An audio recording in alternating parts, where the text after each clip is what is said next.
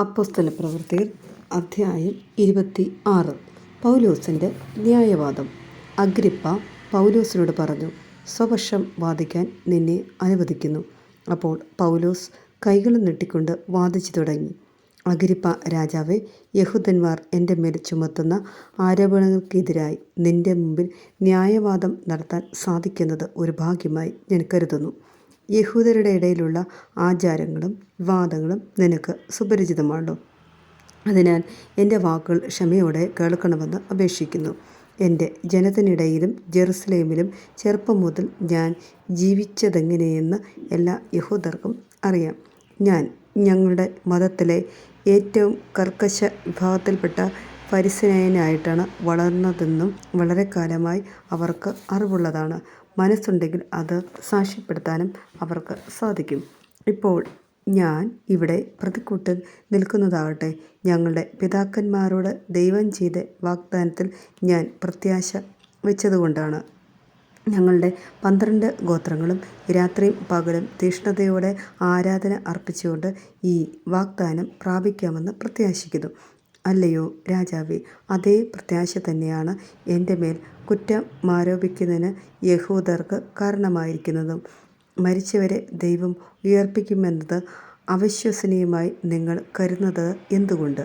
നസറനായ യേശുവിൻ്റെ നാമത്തിന് വിരുദ്ധമായി പലതും ചെയ്യേണ്ടതുണ്ട് എന്ന് ഒരിക്കൽ ഞാൻ ഉറച്ച് വിശ്വസിക്കുന്നു.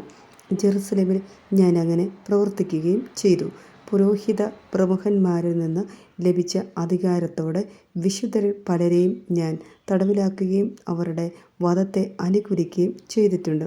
ഞാൻ പലപ്പോഴും എല്ലാ സിനഗോഗുകളിലും ചെന്ന് അവരെ പീഡിപ്പിച്ചുകൊണ്ട് വിശ്വാസത്യാഗത്തിന് നിർബന്ധിച്ചു.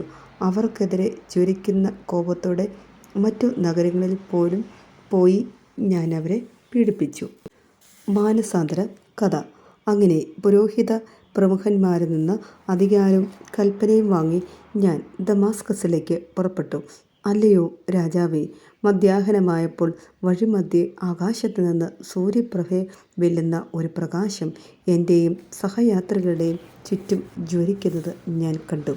ഞങ്ങൾ എല്ലാവരും നിലംപതിച്ചപ്പോൾ ഹെബ്രായ ഭാഷയിൽ എന്നോട് പറയുന്ന ഒരു സ്വരം ഞാൻ കേട്ടു. സാവൂൾ, സാവൂൾ, നീ എന്നെ പീഡിപ്പിക്കുന്നത് എന്തുകൊണ്ട്? ഇരുമ്പാണിമേൽ തുഴിക്കുന്നത് നിനക്ക് അപകടമാണ്.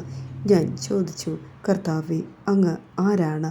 അവൻ പറഞ്ഞു, നീ പീഡിപ്പിക്കുന്ന യേശുവാണ് ഞാൻ. നീ എഴുന്നേറ്റ് നിൽക്കുക. ഇപ്പോൾ നീ എന്നെപ്പറ്റി കണ്ടതും ഇനി കാണുവാൻ ഇരിക്കുന്നതുമായവയ്ക്ക് സാക്ഷിയും ശുശ്രൂഷകനുമായി നിന്നെ നിയമിക്കാനാണ് ഞാൻ നിനക്ക് പ്രത്യക്ഷപ്പെട്ടിരിക്കുന്നത്. നിന്നെ ഞാൻ നിന്റെ ജനത്തിൽ നിന്നും വിജാതിയിൽ നിന്നും രക്ഷിച്ച് അവരുടെ അടുക്കലേക്ക് അയക്കുന്നു. അത് അവരുടെ കണ്ണുകൾ തുറപ്പിക്കാനും അതുവഴി അവർ അന്ധകാരത്തിൽ നിന്ന് പ്രകാശത്തിലേക്കും സാത്താൻ്റെ ശക്തിയിൽ നിന്ന് ദൈവത്തിലേക്കും തിരിയാനും പാപമോചനം സ്വീകരിക്കാനും എന്നിലുള്ള വിശ്വാസം വഴി വിശുദ്ധീകരിക്കപ്പെട്ടവരും ഇടയിൽ അവർക്ക് സ്ഥാനം ലഭിക്കാനും വേണ്ടിയാണ്. അഗ്രിപ്പ രാജാവേ, ഞാൻ ഈ സ്വർഗീയ ദർശനത്തോട് അനുസരണക്കേട് കാണിച്ചില്ല. പ്രത്യുത ആദ്യം ദമാസ്കസിലുള്ളവരോടും പിന്നെ ജെറുസലേമിലും യൂദാ മുഴുവനും ഉള്ളവരോടും വിജാതീയരോടും അവർ പശ്ചാത്തപിക്കണമെന്നും പശ്ചാത്താപത്തിന് യോജിച്ച പ്രവൃത്തികൾ ചെയ്തുകൊണ്ട് ദൈവത്തിൻ്റെ അടുത്തേക്ക് തിരിയണമെന്നും പ്രസംഗിക്കുകയത്രേ ചെയ്തത്.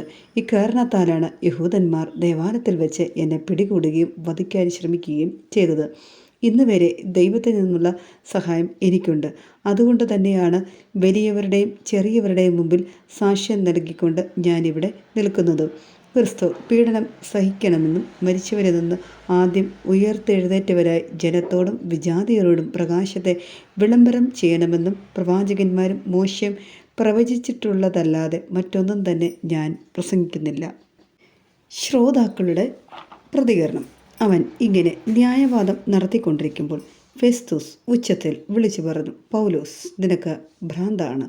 നിന്റെ വലിയ വിജ്ഞാനം നിന്നെ ഭ്രാന്തനാക്കുന്നു. പൗലോസ് പറഞ്ഞു, അഫന്തിനായ ഫെസ്തുസ്, ഞാൻ ഭ്രാന്തനല്ല, സ്വബോധത്തോടെ സത്യം പറയുകയാണ്. രാജാവിന് ഇക്കാര്യം അറിയാം.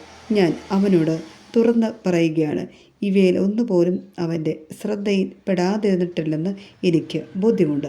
എന്തെന്നാൽ ഇത് ഒഴിഞ്ഞ കോണിന് സംഭവിച്ച കാര്യമല്ല. അഗ്രിപ്പാ രാജാവേ, നീ പ്രവാചകന്മാരിൽ വിശ്വസിക്കുന്നില്ലേ? ഉണ്ടെന്ന് എനിക്കറിയാം. അപ്പോൾ അഗ്രിപ്പ പൗലോസിനോട് പറഞ്ഞു, എളുപ്പത്തിൽ എന്നെ ക്രിസ്ത്യാനിയാക്കാമെന്നാണോ?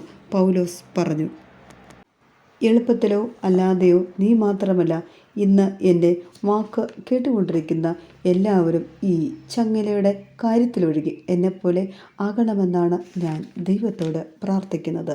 രാജാവും ദേശാധിപതിയും ബർനിക്കയും അവരോടൊപ്പം ഉണ്ടായിരുന്നവരും എഴുന്നേറ്റ് അവർ പോകുമ്പോൾ പരസ്പരം പറഞ്ഞു, മരണമോ വിലങ്ങോ അർഹിക്കുന്നതൊന്നും ഈ മനുഷ്യൻ ചെയ്തതായി കാണുന്നില്ല. അഗ്രിപ്പ ഫെസ്തോസിനോട് പറഞ്ഞു, സീസറിൻ്റെ മുമ്പാകെ ഉപരി വിചാരണയ്ക്ക് അപേക്ഷിച്ചിരുന്നെങ്കിൽ അവനെ മോചിപ്പിക്കാമായിരുന്നു. ഈശോയെ, ഈ ഓഡിയോ ബൈബിൾ കേട്ടുകൊണ്ടിരിക്കുന്ന എല്ലാ വ്യക്തികളെയും അങ്ങ് സമൃദ്ധമായി അനുഗ്രഹിക്കണമേ.